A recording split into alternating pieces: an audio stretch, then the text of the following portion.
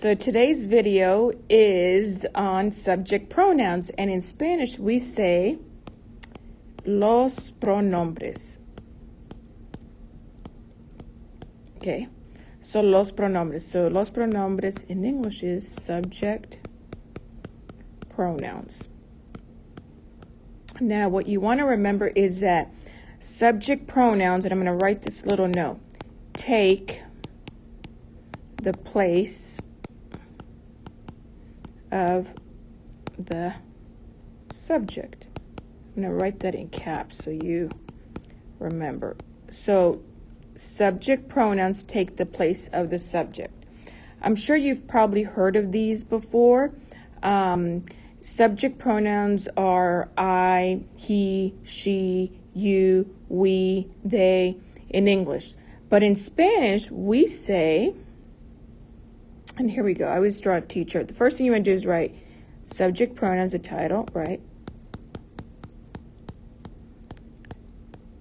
And then what I would do is I would have you draw a T-chart and then write them. So here we go. So the first one is yo. And what does yo mean? Yo means I. Yo. The next one is tú. And tú means you, informal. What does informal mean? You use tú for when you're talking to someone your age, your friend, your best friend, and so forth. It's very informal. The next one is él, which means he. Ella, which means she. And then you have usted, which means you, formal. That's what that F stands for, formal. And you always want to separate your subject pronouns. I'm going to do this right here. Your singular from your plural. Put that S here and circle it, and then your plural go here. On the plural side is nosotros and nosotras, which mean we. And what's the difference with nosotros and nosotras? Nosotros is all boys or mixed group. Put group. And nosotras is all females. Then you have vosotros and vosotras, same thing. All boys, mixed group is vosotros, and vosotras is all females, and it means you all. And right in Spain. Then the next one is ellos, ellas, and ustedes. And ellos means they.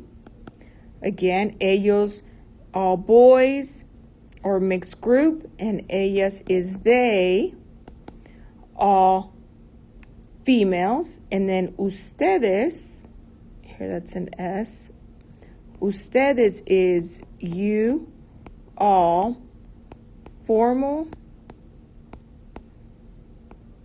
and informal. Okay, ustedes is you, all, formal, and informal. And again, I'm going to kind of remember what I said. Subject pronouns take the place of the subject. So here we go. So if I said to you, here's an example. If I said Diana, right? I could replace it with ella. Remember what I said? Subject pronouns take the place of the subject. If I said Andres, right? What subject pronoun could I write? I could replace it with the subject pronoun él. Okay. If I said Diana y Maria, right? I could replace this with they, and it would be ellas. If I said Juan y yo, I could replace it with Juan. Y means and. Juan and I could replace it with nosotros. So these are just some examples of, as I mentioned, of subject pronouns. Again, they're yo, tú, él, ella, usted, nosotros, nosotras, vosotros, vosotras, ellos, ellas, and ustedes. It's really important that you memorize them in order, right? In the order they are here on this T chart. And one of the things I really recommend is just a lot of repetition, writing them over and saying them. Again, it's just kind of, you just have to write it over and over to remember them. And of course, really important that you remember them in order.